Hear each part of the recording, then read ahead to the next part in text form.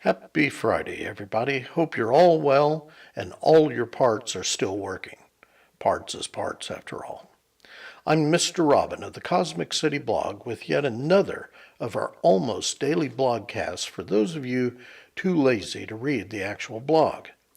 Here at the compound, Cousin Fred has been utterly fascinated by the Demi Lovato saga.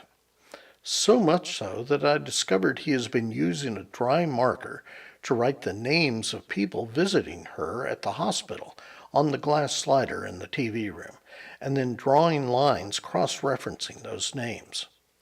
Not sure where the analysis is headed, but all of the lines appear to terminate at Wilmer What's-His-Name.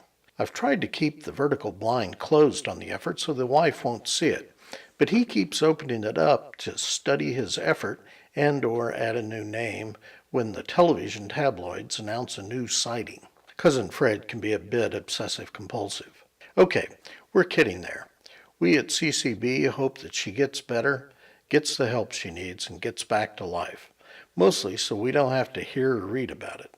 It's getting old. Friends, if you survived the 70s, there are still a few of us around, you probably remember the old Steve Martin comedy routine about getting small.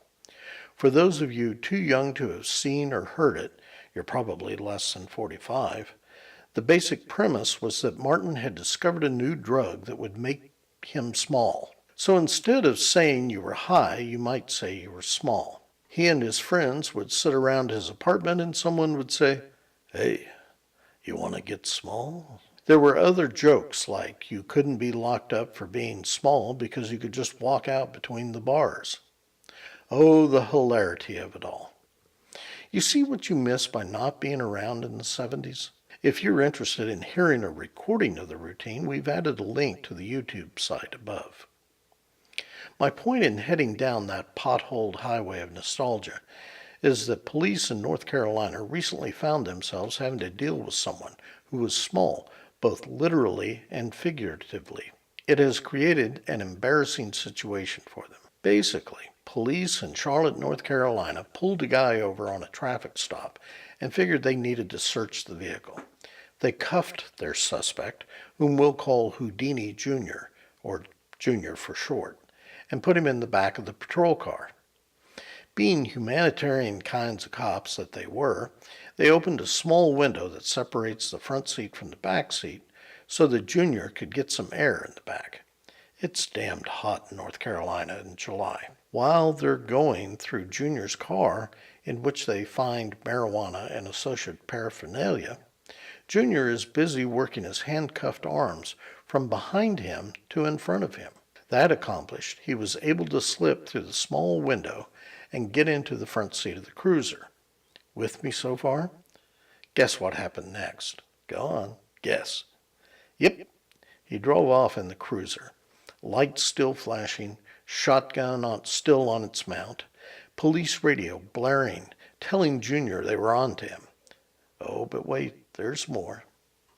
So they find the cruiser abandoned about 10 minutes from where Junior was initially arrested. But guess what? Go on, guess. Yep, no Junior. Police used a helicopter and dogs to try to find him, but he remains at large. The thing is, how hard would it be to find some dude handcuffed and trying to get away on foot? Apparently, very hard. He probably headed to his weird Uncle Carl's house. Uncle Carl has a lot of tools and will free him of those cuffs in no time. Or, with any luck, Uncle Carl has a universal handcuff key and will then throw yet another set of handcuffs onto the pile he has at the back of his garage. Now the cops have tacked on more charges to the drug stuff. They include larceny of a motor vehicle, fleeing to elude arrest, and impersonating a police officer. Impersonating a police officer? Really? Just because he made his escape in a police cruiser? That's kind of a cheap shot, it seems to me. And what has Charlotte PD learned from this? What is the lesson learned? Well, they're already trying to figure a way to prevent perps from wiggling through the opening between the two compartments. Oh, and that being humanitarian does not pay. If you see Junior, you might let him know that he should try out for a shot at America's Got Talent. They like escape artists on there. That is all.